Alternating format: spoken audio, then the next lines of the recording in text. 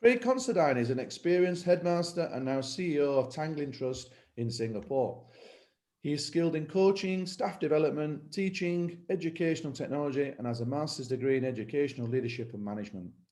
Craig is a sportsman. He has represented Australia at the Commonwealth Games in the decathlon and has played professional AFL football. He's a fully paid up subscriber of the importance of sport in young people's lives. Craig has a strong belief in the importance of well-being as the cornerstone of each student flourishing and achieving his or her potential. Now, welcome to the show, Craig, and it's Australia, New Zealand, UK, and now Singapore. You're gradually working your way around the world and back to Oz. Tell us a bit about that journey. Yeah, it's been a bit of a journey when you put it like that. Yeah, look, I've had a wonderful life in education and feel very privileged to have worked with some amazing colleagues and been able, I think we all feel very privileged to share the lives of young people as they move through a school and see them grow and develop. And there's nothing better than when you get to my sort of stage and you can look back at people who are, well, into their 40s, probably older than you two. Who I taught or was involved with at some point. And I do catch up with people differently on LinkedIn and places like that. Some who are bemoaning the repetitions that we used to do, put them through at school, but some who reflect positively on some of the opportunities they were given as well. But yes, something of a journey, and I wouldn't have been expecting that 40 odd years ago when I began teaching. But it's wonderful that education has become an even more transportable profession with the advent of international schools around the world. It's an incredible journey, and I'd like to just go back right to the start, Craig. And you're an athlete and you're a generalist. There's not many decathletes out there. Tell us how you got into that. Well, jack of all trades, master of none. So effectively, I used to look around the decathlon group and think, yeah, none of these guys are actually the best at anything. And so they've taken on a hybrid version of something. Having said that, I was effectively a discus thrower when I started doing athletics. I competed in everything, but I was fortunate. I was the Australian champion in discus coming all the way through the age groups. Got to the point coming out of juniors, which was under 19, under 20, where you had to be probably, I'm quite a big guy, but I'm not as big as some of the people I was competing against. And you really had to go to another level around strength and power and dynamism and technique. And probably I wasn't going to quite get there. I had a nice time doing that. I actually won a British under 20 discus title as well. So that's one of my little claim to fame that I used to talk about with colleagues in the UK. And I was always, as I was doing athletics, playing football as well. So many will know that AFL football probably is more of a running-based game than rugby. And body type probably lends itself to being an athlete, so I could do both. And in those days, you could do two sports at a pretty serious level, where these days we obviously see people focused on one. But yeah, look, if you, I was very fortunate. I was probably what you might classify as an early developer. I was selected for the Commonwealth Games, and it was an awfully long time ago. It does date me somewhat, in 1978. So do your maths, and so I was pretty young. So I was just out of school. And I was fortunate to be okay at a number of things. I was a terrible pole vaulter. I was a pretty average hurdler, but I could do a lot of other things okay. And that allowed me to amass enough points to do a reasonable job around the decathlon. It reminds me of the book, Craig. I don't know if you've read it, by David Epstein, Range. It's a really good book on how generalists triumph in a specialist world. Sorry.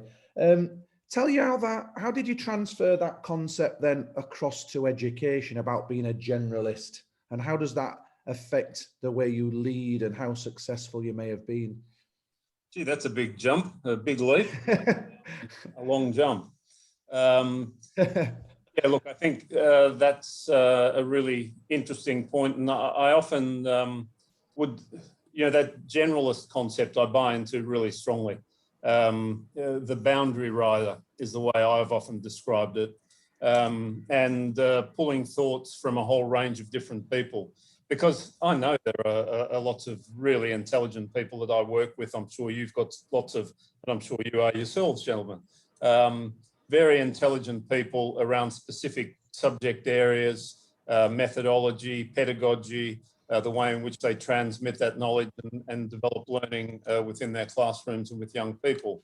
For me, I was also a geographer. So in Australia, when we came through, it was always, even though I was doing a sports science degree, it was in a phys ed sort of stream, and we also potentially could go on and teach. And so I did geography as a second teaching method. And so again, I taught a bit of phys ed, I taught a bit of geography. But that whole notion of the generalist, to me, is about the connections. It's about the interpersonal. It's about understanding what motivates people. And I think it's why you see so many phys eders or people with a sport background who end up in these sorts of roles in schools. Because it is really, at the end of the day, about understanding people, about motivating people, about pulling all of that together and representing it in some way that is seen to be powerful and compelling, whether that's from a student, parent, governor, colleague point of view. And whether that's a skill, whether that's an innate capacity. But I really do agree with you that the boundary rider element, the generalist, is critical to be able to pull all of those things together. And probably even more so, Craig, as a head teacher, right? That jack of all trades sort of label that you talked about. Yeah. How does that help you as a head teacher?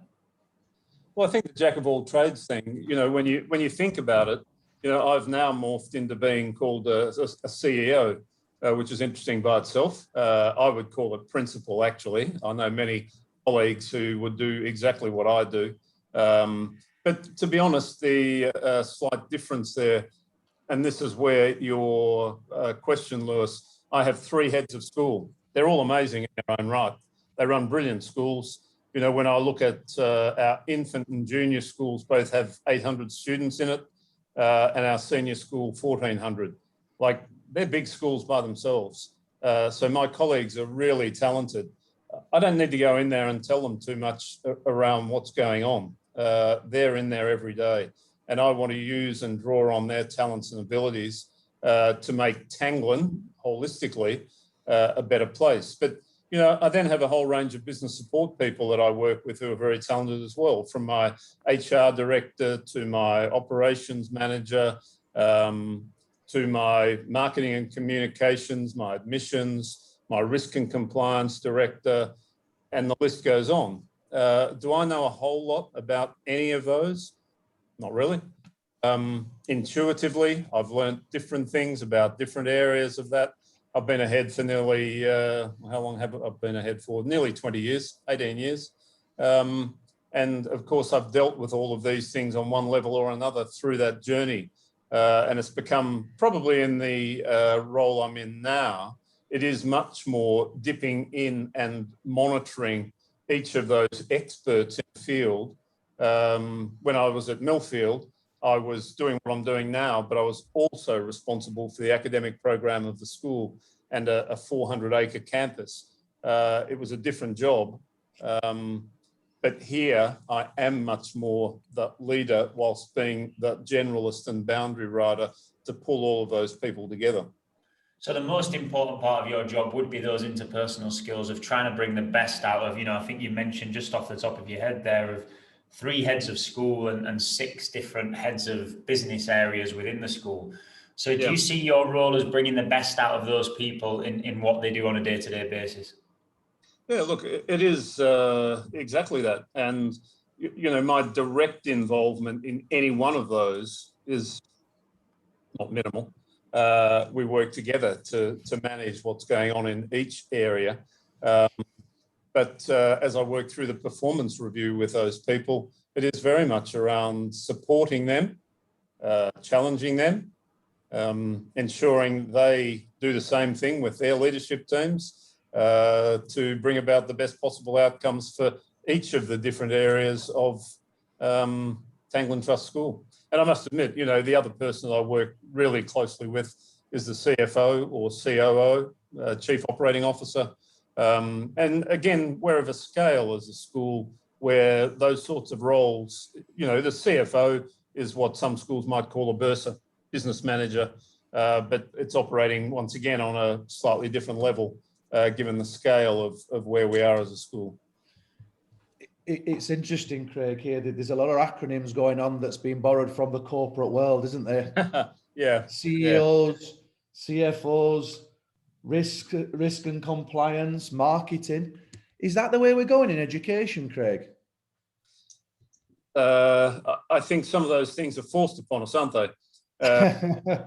Would we actually, you know, but when you stop and think about it, risk and compliance is really just about good practice. You have a set of standards, you have policies that are mandated, and how do we know whether we're actually doing those? You know, if I'm a governor and I'm sitting above all of us, how do I actually know that these things are happening? The only way you can do that is to have a rigorous risk and compliance program. We've only had that in place for the last 2 years.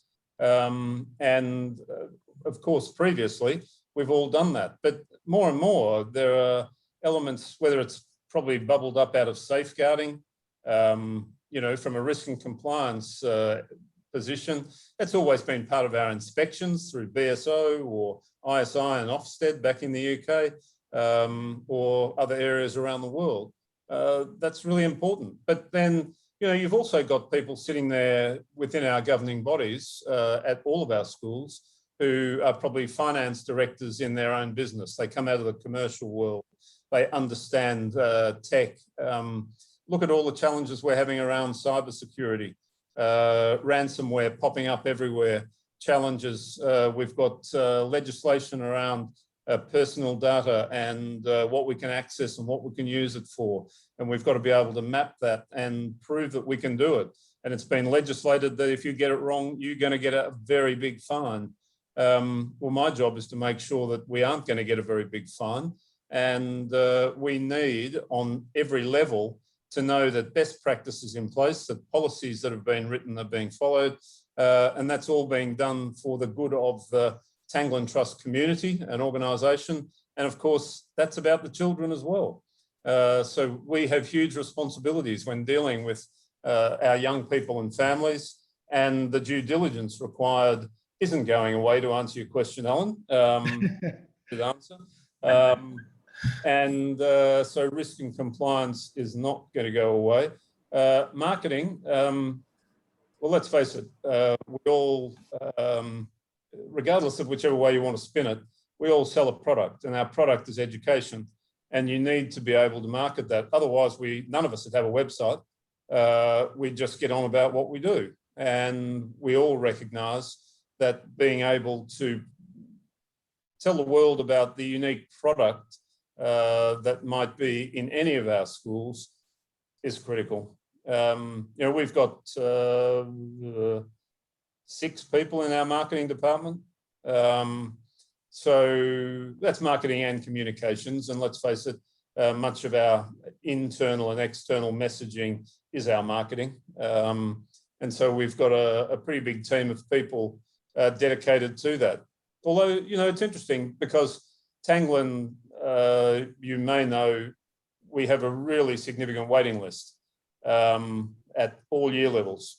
And so you do sit there going, and we spend a lot of money on marketing, and so that end up with a longer waiting list. That's an interesting concept, isn't it? But to some extent, there's, just to throw another one in for you, is a bit of brand positioning, isn't it? Yeah. It's so interesting, Craig. I'm studying all this at the moment, and it's looking at taking the best bits of business and then applying it into education, but also then throwing out some of the horrible things that come from business practice and making sure that, and I suppose it's your job, Craig, really. And we use a phrase that we've sort of fallen into over the last few months, is that leadership is caught and not taught. And I think that's, you think back 40 years ago, how would you just a learning process, all this. Is that right? Look, I think, you're right, Alan. And when I took up my first headship in 2004, what knowledge did I, here I was running around teaching a bit of phys ed, coaching a lot of football, teaching a bit of geography, managing a moderate-sized budget, as we often do in departments. And all of a sudden I was thrust into leading a small school, 500 children, but it was a significant undertaking. And I had no preparation for that. I'd been a housemaster. And so, my skills for taking on that leadership role were ultimately one's personality. But it was really grounded in my understanding of young people and the pastoral from that point of view. And all these other business things that we just talked about there, I had no idea about. Yes, and I had good support from a group of governors who did have good background in these areas. And there was a bit of mentoring went on and a bit of support from that point of view. And, I then look at it and I have a lot of conversations with colleagues who are, just picking your brain about leadership. And, and then we start talking about NPQ, professional qualifications and, the number of these sorts of things that are out there now, which is great because it gives you a real sense of what the things are around managing and leading a school that I would have had no idea about when I started, and many of my colleagues who have been doing it like me wouldn't have either. And you do rely very heavily. I'm never going to suggest I look at a set of accounts and know the absolute ins and outs of it. And that's where I sit with my CFO and previously my bursar. And I relied hugely heavily on them to be able to chart the correct path for us, to support the audit process that was going to take place. The real intricacies of the financial management of the school. And so, yes, I picked up a little bit as we've gone along. So, yes, you catch a fair bit of that. Would I have wanted to do some of the professional qualifications? Probably not. But I can see the pathway these days is different. And it probably depends a little bit on the sort of school you want to go to as well.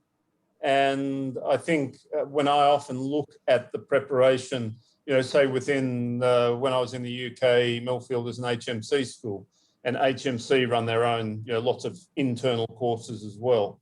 Probably not many people out of the independent sector necessarily are doing NPQ-based courses, whereas I think that's possibly more those who are in the maintained sector. Huge generalisation, I realise that.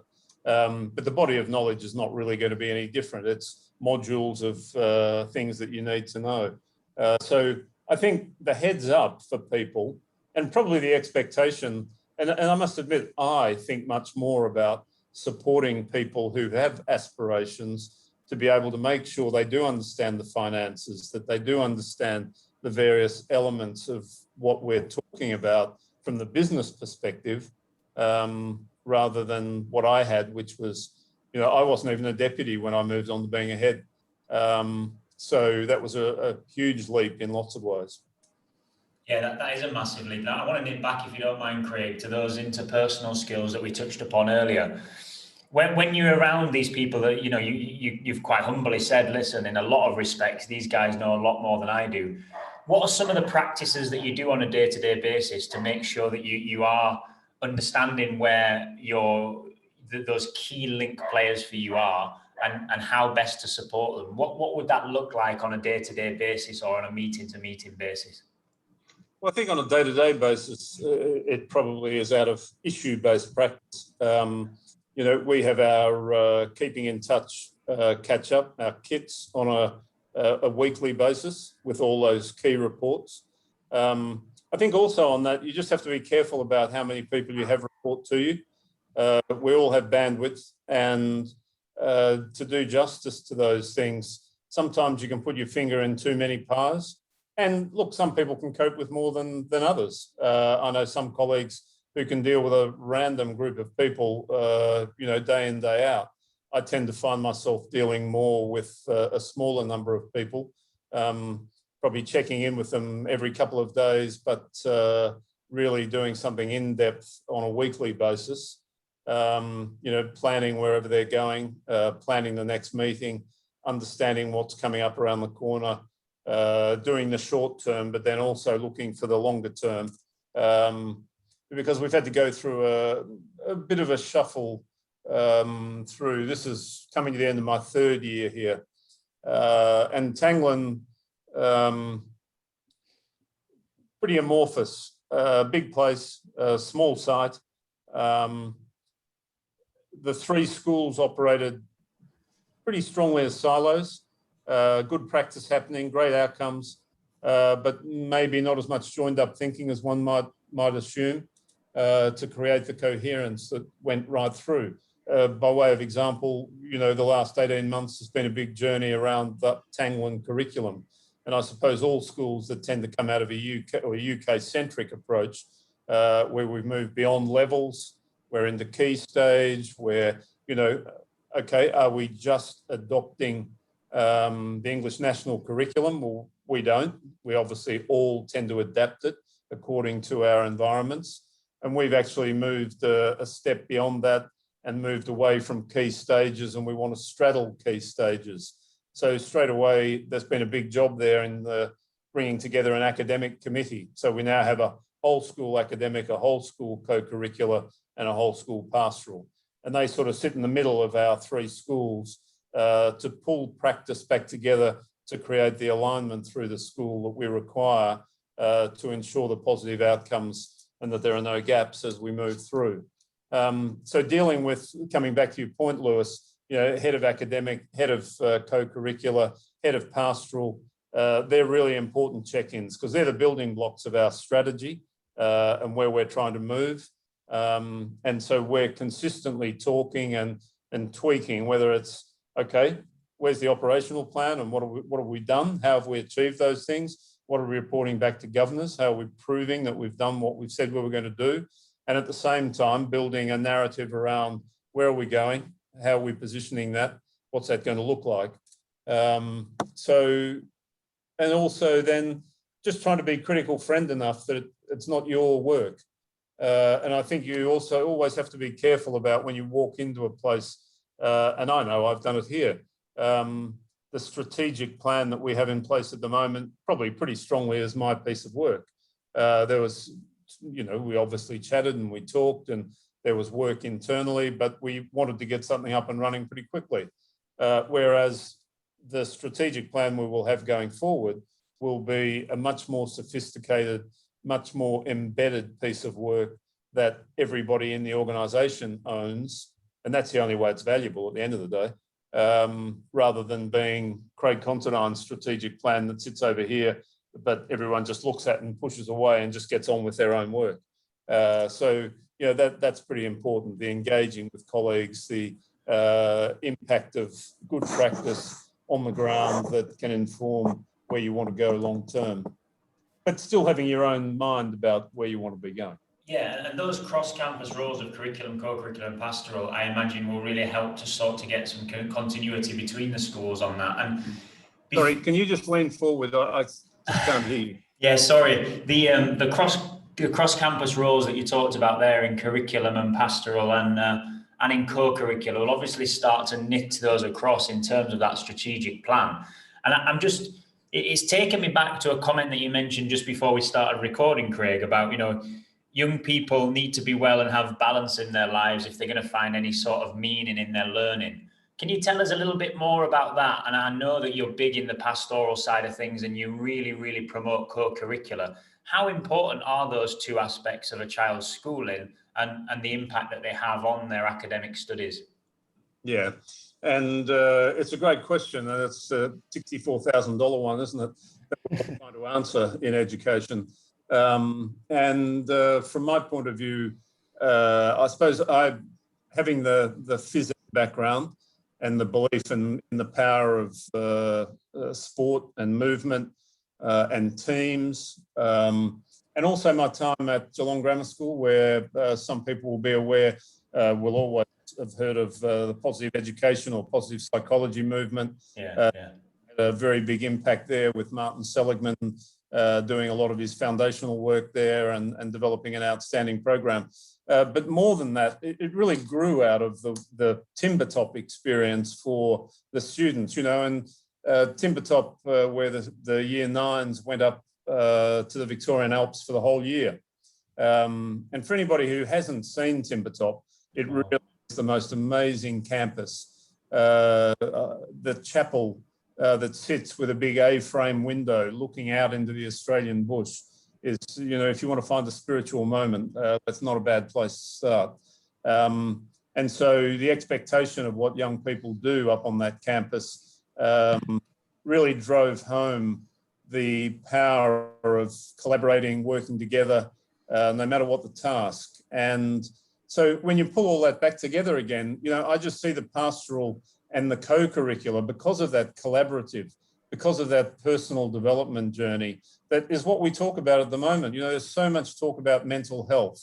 And I'm sure in schools, I'm sure in your schools, heads around the world and teachers around the world are talking about some of the challenges for young people, challenges for us. We all find it difficult managing our own families, managing our work lives, living at home, being isolated, and how we deal with that. Now, when you're working as a pastoral carer in a school, and I believe everyone is a pastoral carer, and my big mantra was always, you know, you look a child in the eye or you look a person in the eye and you know whether they're well or not.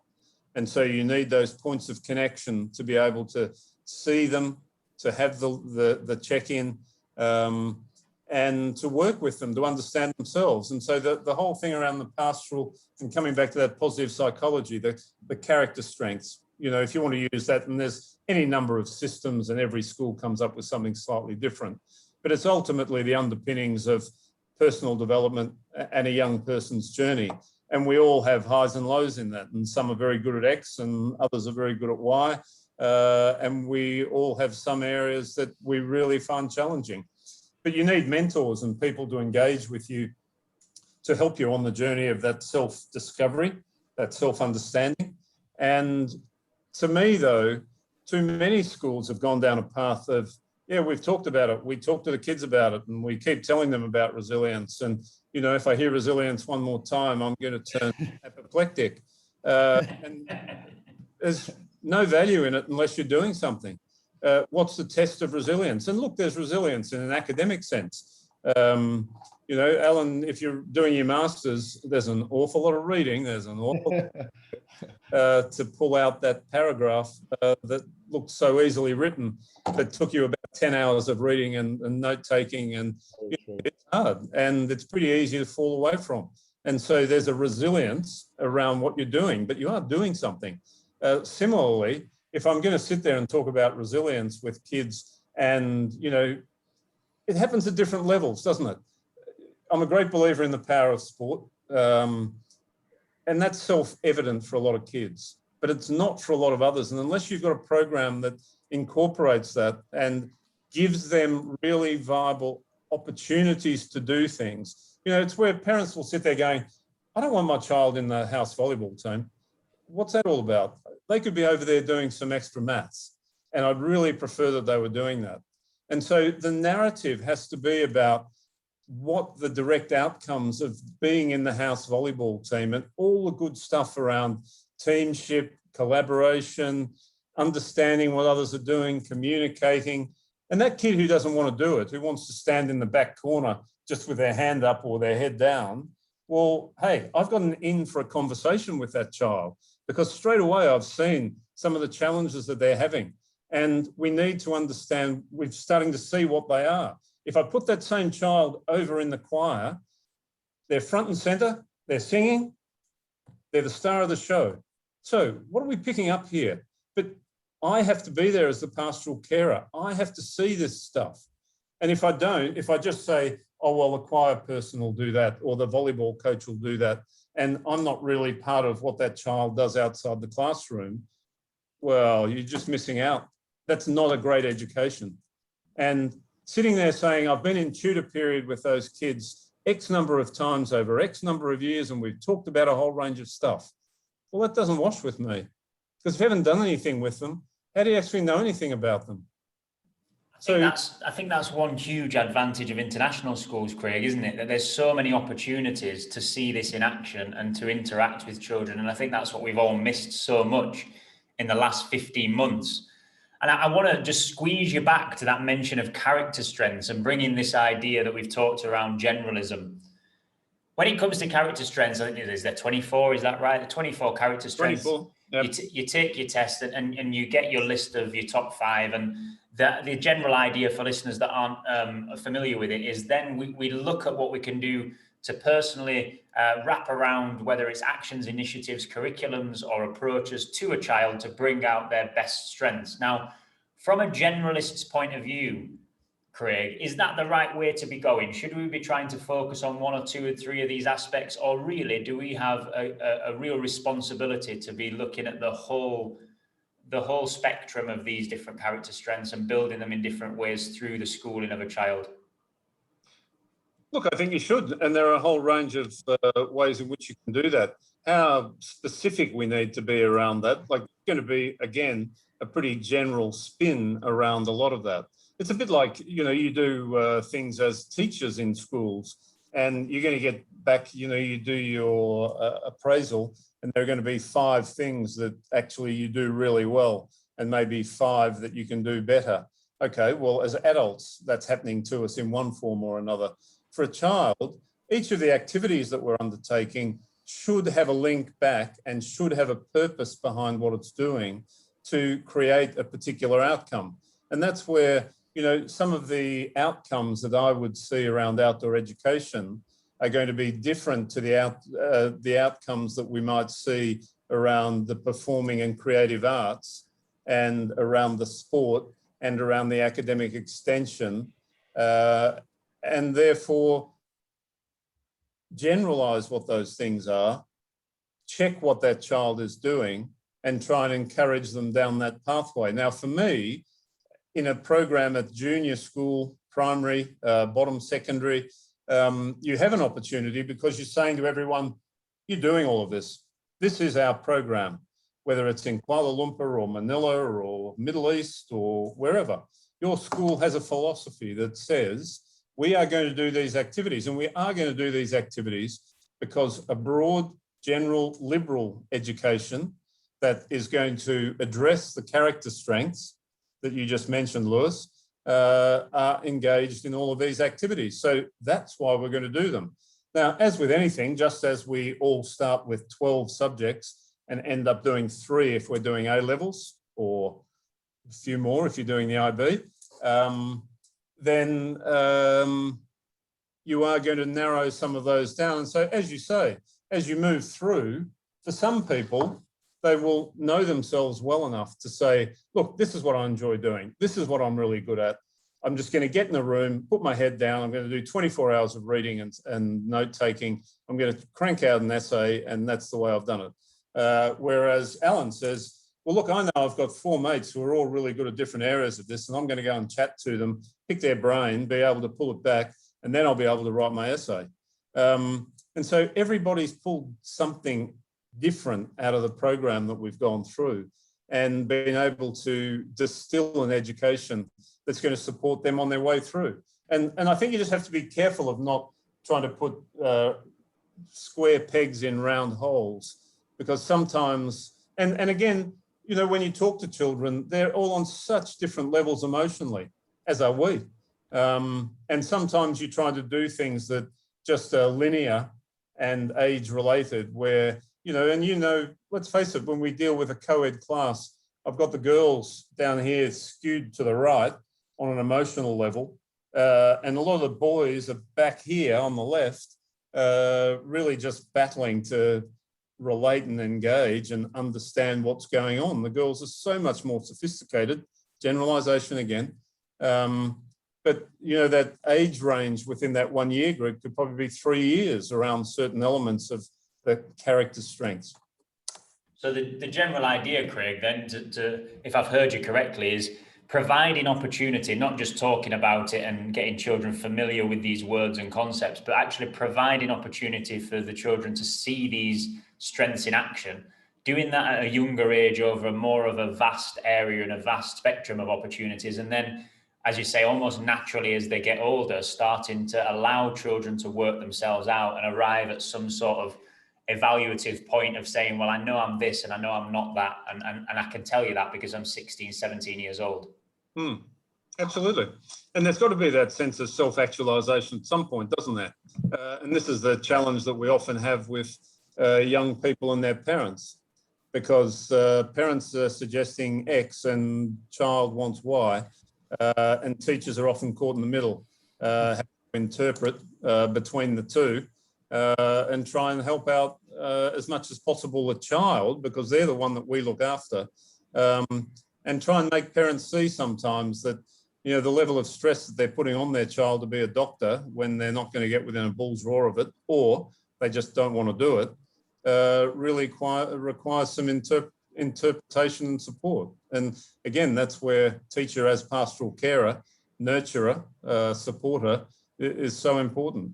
And also vice versa, I imagine, where you've got those children that are maybe quite quiet, quite reserved, quite withdrawn, of really tapping into the knowledge from the parents of understanding what that child enjoys and how to get the best out of them. Absolutely. And look, I think more and more, you know, there are challenges, aren't there? And I've seen it happen in different ways, you know, coming from a big boarding school, you know, and I'm not sure how much people know Millfield, but, you know, we had 1,100 boarders.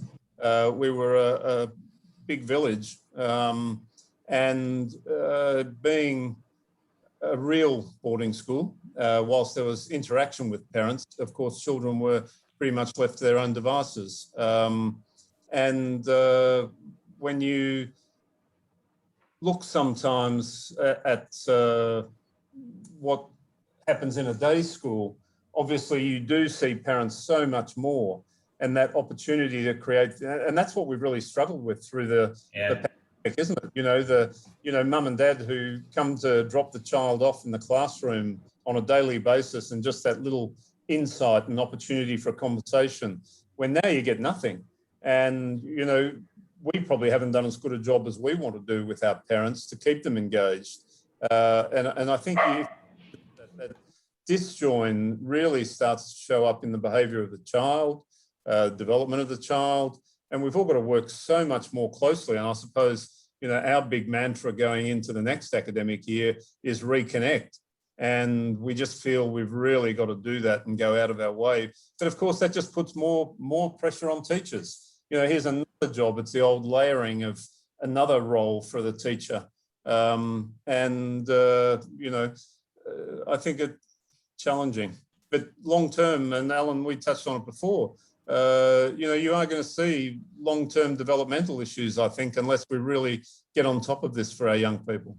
And especially that idea of the community and the connection. I think you hit the nail on the head when you said that's something we've really missed, is the parents dropping in the office, the parents in the school having a cup of coffee, the parents using the gym, the parents watching the sports fixtures, picking their children up from school in a way that isn't just park your car, get in, right now you need to drive off site. And I think that does create a disconnect, and it will be really interesting moving into next year how schools start to bridge that. And again, going back to the international context of schools, the parents are a huge part of the community, and probably a generalism, but much more involved than they would be in the UK in normal comprehensive and primary schools.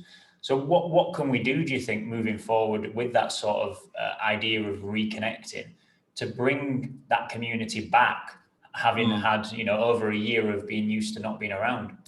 Yeah. Look, I think, you know, there are obvious twee things, aren't there? Any event is always going to be a great reason for a parent to come back. But parents only come to events where their children are participating.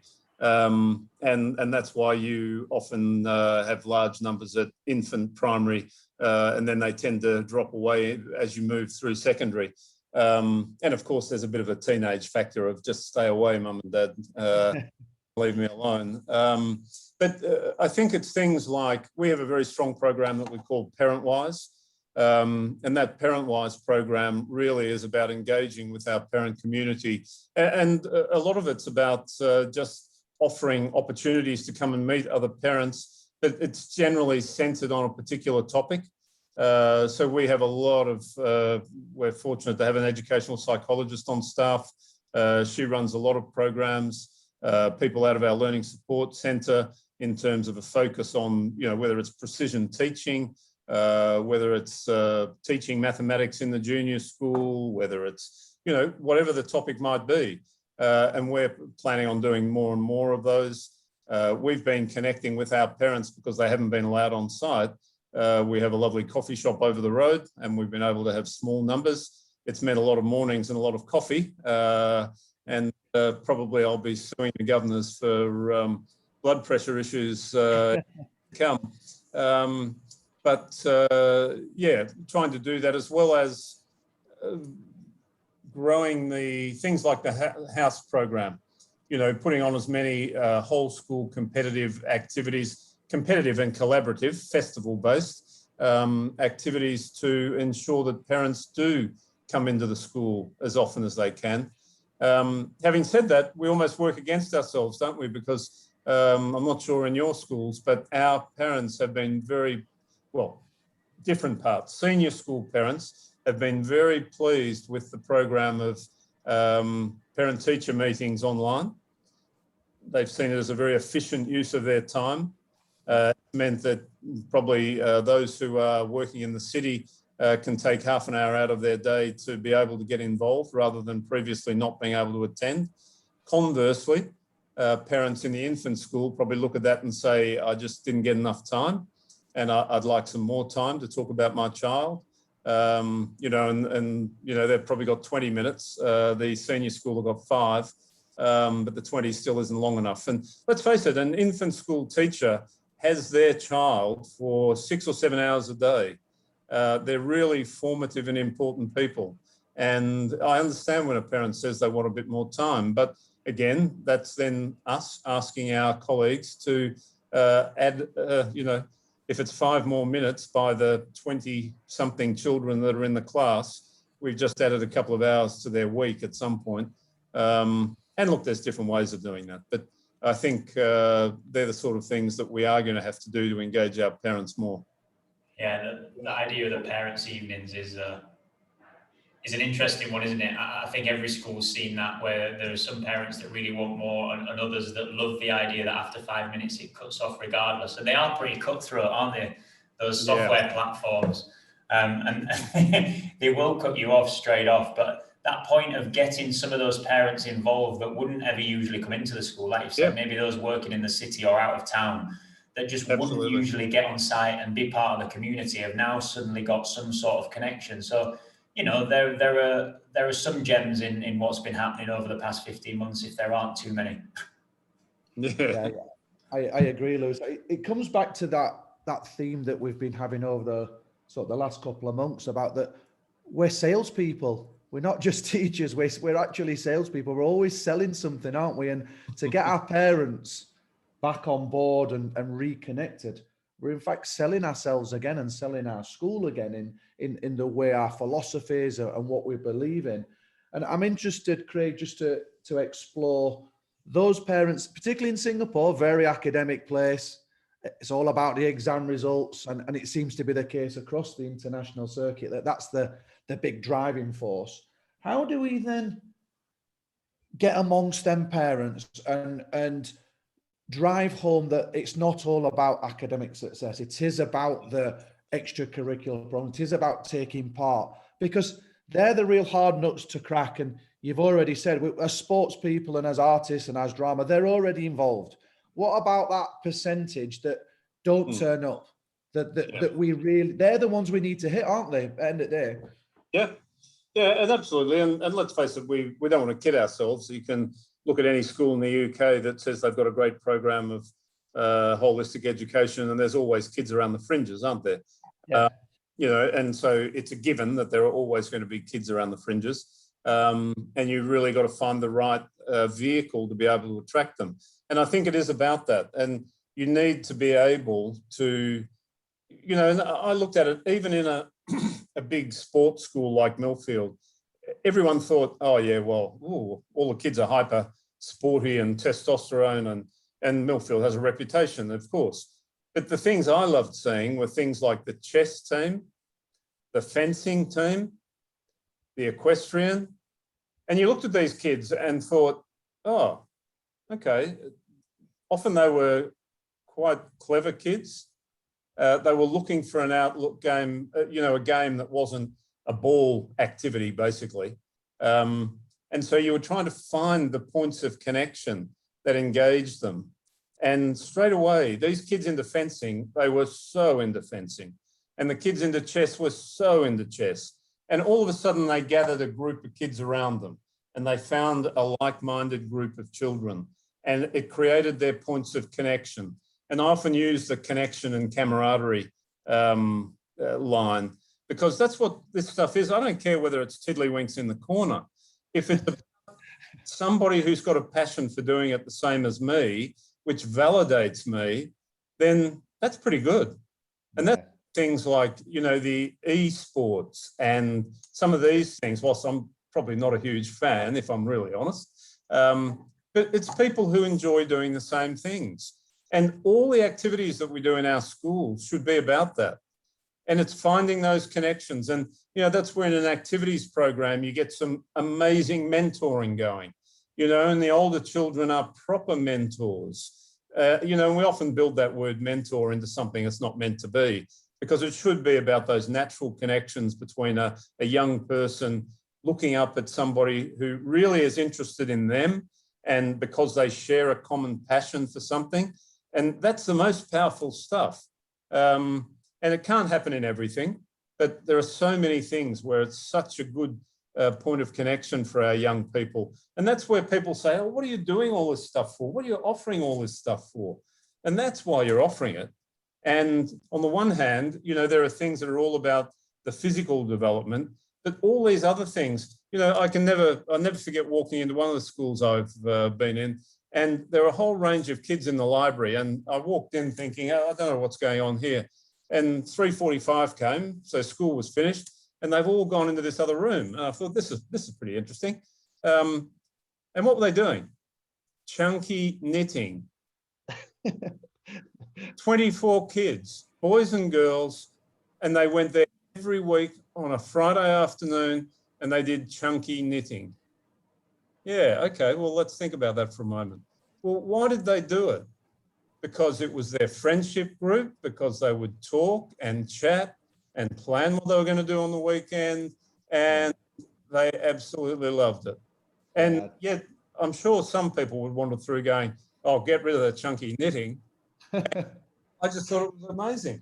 And if you think about it, there are so many elements. The most popular thing in our activities program is MasterChef. Wow, that's so cool.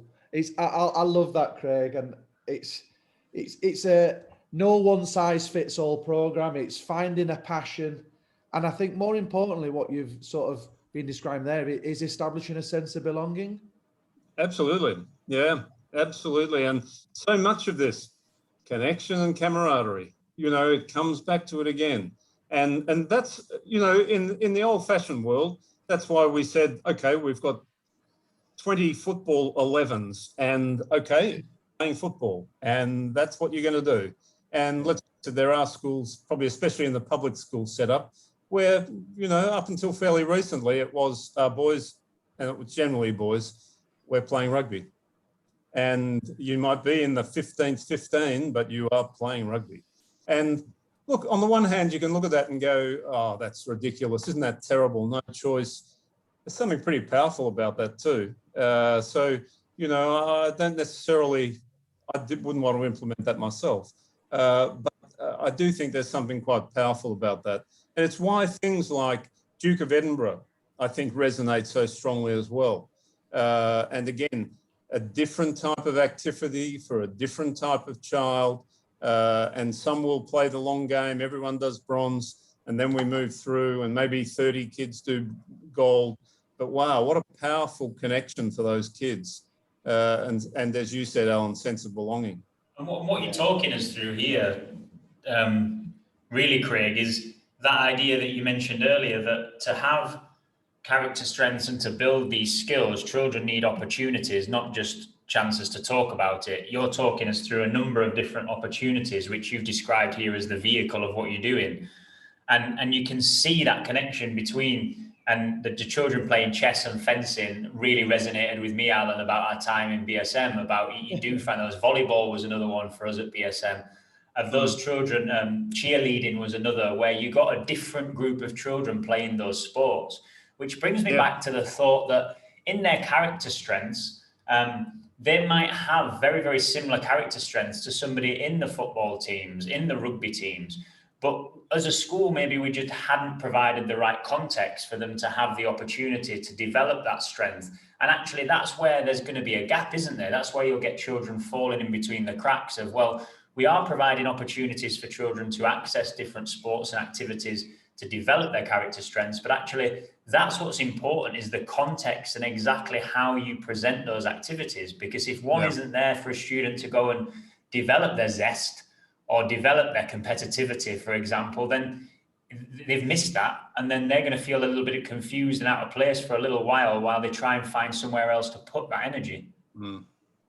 But that, again, to me, that's the art of an amazing pastoral tutor, whether it's a homeroom teacher in a junior context, tutor in the senior context.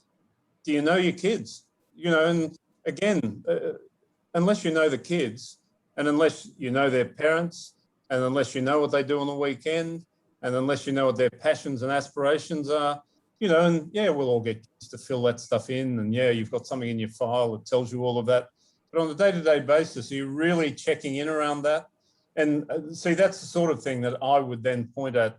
And that's where the richness lies in a boarding school context, the capacity to live the life with those kids, going to the dining room, going to chapel, going to sport, you know, and the expectation at schools I've been at previously, and we don't operate that way here because we're an international school and what happens is different. But what I would have seen was teachers wondering, okay, I've seen John play hockey this week. Jimmy's playing football. I haven't seen Jimmy play football. I'm going to make sure I go up and see him so that we've got a point of connection and conversation. You know, and it doesn't matter. You know, sometimes in our international schools, my observation is we're very busy. People are really busy. And I can see during the school day, people are busier than the schools I've been at in the past. And that mitigates against what we've just been talking about. You know, how do okay, Craig, that's really interesting. But actually, I'm teaching lessons. I've got to get this done. We have a short lunch break. How am I going to do that? Now, we're going through a process at the moment of saying, we get that. But if we value it, how do we create a structure that works? And, you know, you often then come back with, but the buses have got to go at 4 o'clock. And you sit there and go, okay, well, now how do we do it? So, you know, there are often constraints in a day school environment that aren't there in other environments.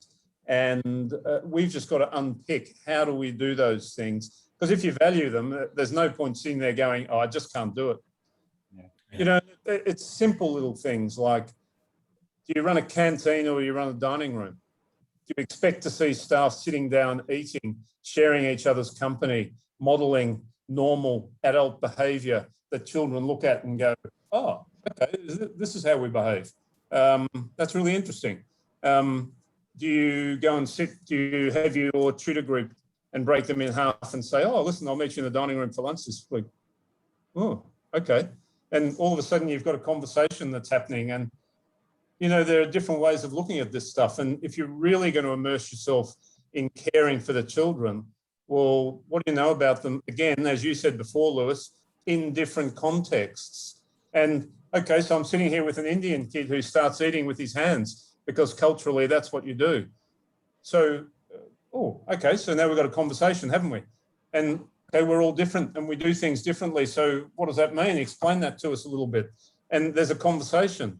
But that's what pastoral care is, isn't it? That's about understanding the young people that we work with. And so you, again, creating points of connection, creating opportunities for connection. And that's something of the journey that we're on at the moment. How do we make those things happen?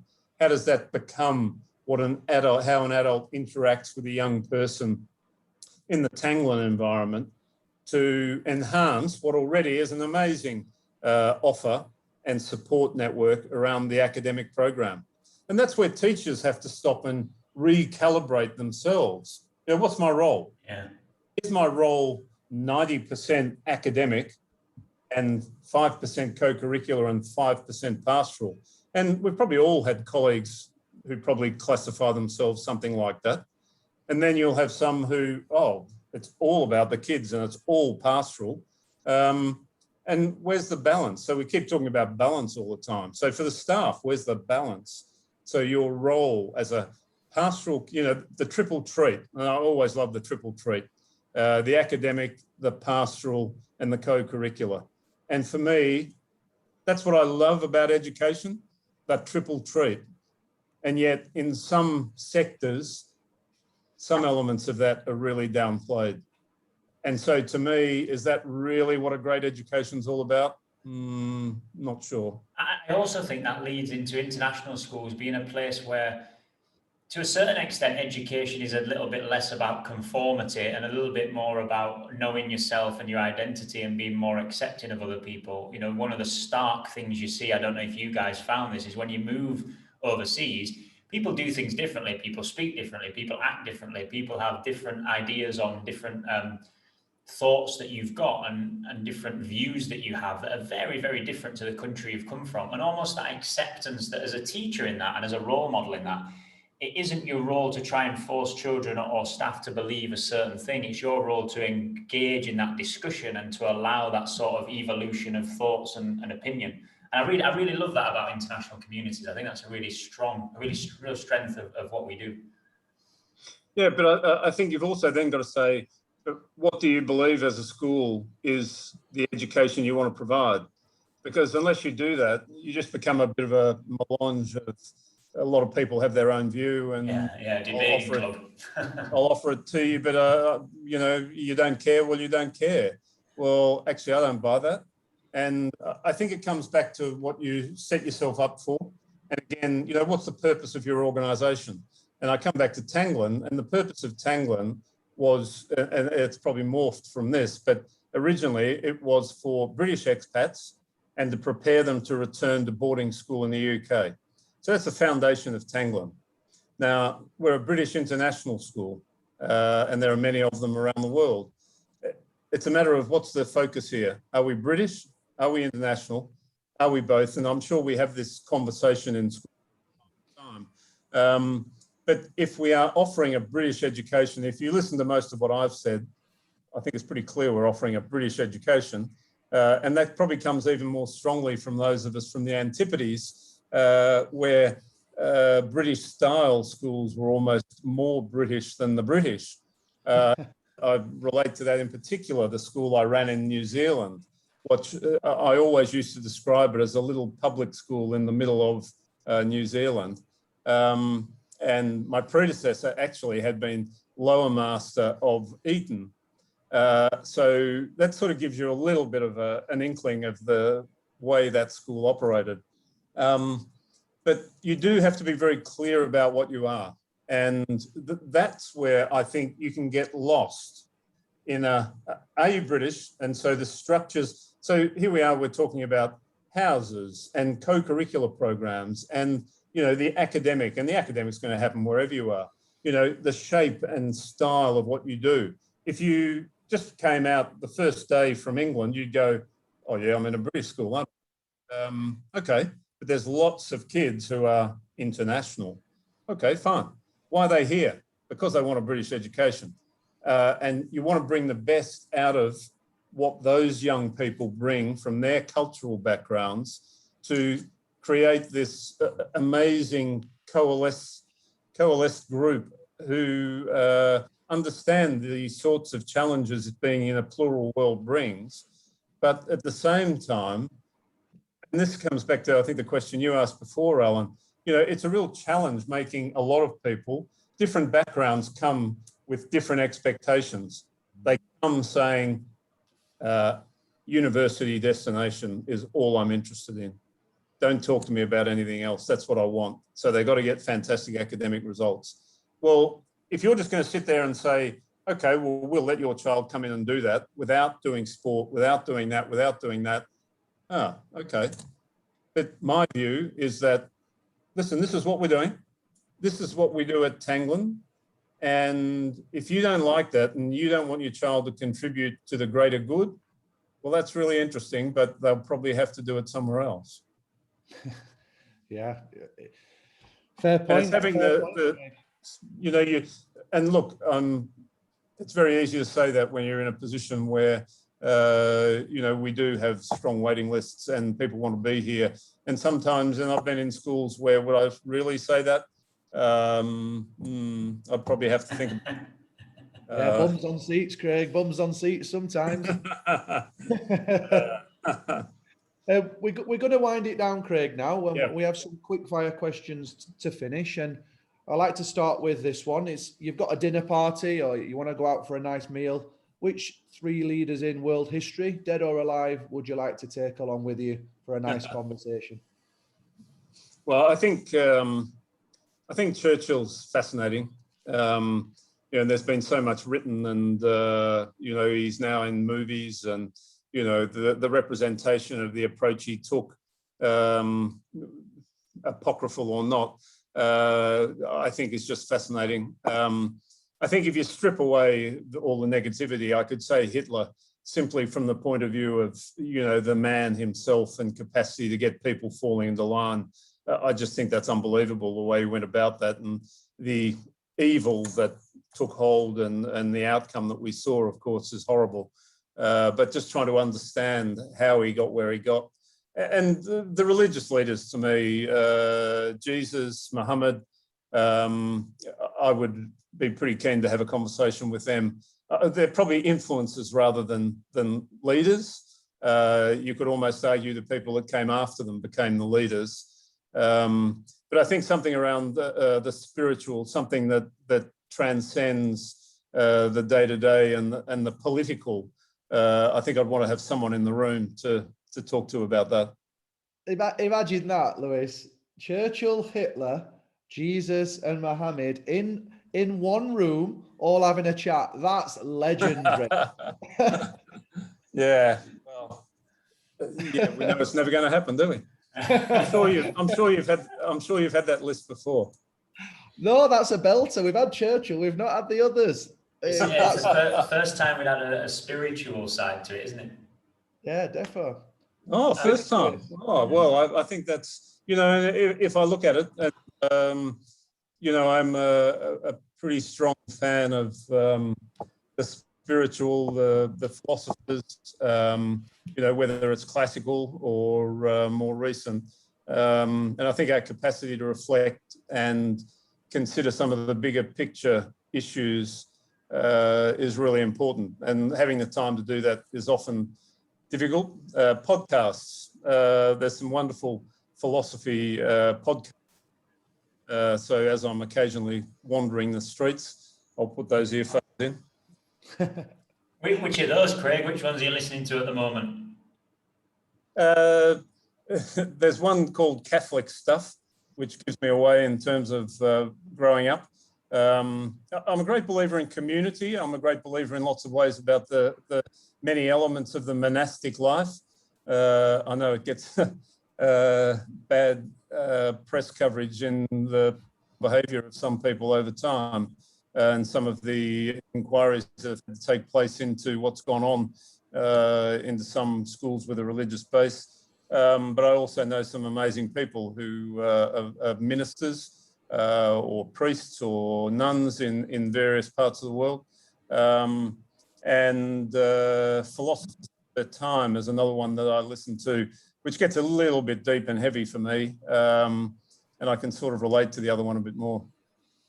Good man. Listen, Craig, we've got one more question for you before we finish. What one piece of advice would you give to an aspiring school leader? An aspiring school leader. My little bit of advice is be prepared to continually promote your own ideas to the leadership within your school. I spent many a long night concocting all sorts of weird and wonderful programs that I thought might have a benefit for the school. And I was always keen to put that in front of the heads of schools that I was at. And I was very fortunate then to have those people occasionally think they were good ideas and support that.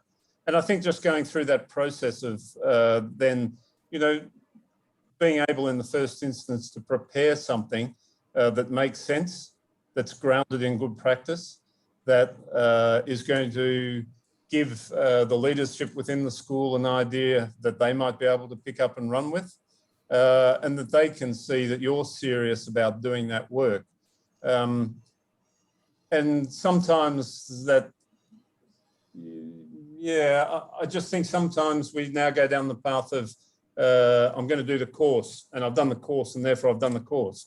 And so that's going to give me enough to get a tap on the head at some point and move into a more senior post. I think you've got to show a bit more than that. That's just the instrumental. That's almost the expectation these days. But to do something above and beyond, which is really well thought through, I think is something that I know I did, and I think it worked very positively for me. Good man. If you've been prepared to continually promote your own ideas, I imagine that comes with a caveat of also be prepared for them to not always be welcome. Yeah. Craig, thank you for your time this morning. Thoroughly enjoyed talking to you, and I really appreciate you taking the time to have a conversation with us and to share some cracking gems of wisdom there. Thanks a lot, Craig. Great, Lewis. Thanks, Alan. And I'll look forward to seeing you guys when I'm in your city or you're in mine. Top man, and good luck and all the best with what you're doing at Tanglin. Yeah, you too. Cheers.